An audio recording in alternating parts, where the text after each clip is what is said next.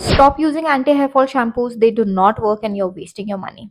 I will tell you what is going to reduce your hair fall. Hi, I'm Dr. Hitasha Patil, founder and chief consultant at Dr. Hitasha Skin Clinic. If you have dandruff, treat it early. You can use lotions and shampoos like this on your scalp twice in a week. Do not oil your hair if you have dandruff.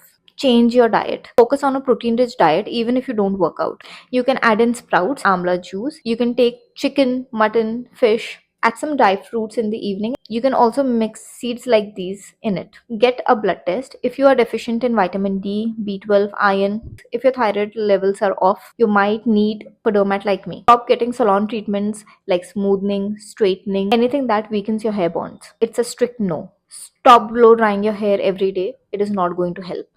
Try using serums like these for some hair growth. But if you feel even in 2 to 3 months you are not getting any results, it's time to contact a dermat like me. I hope this was helpful. Happy holistic healing.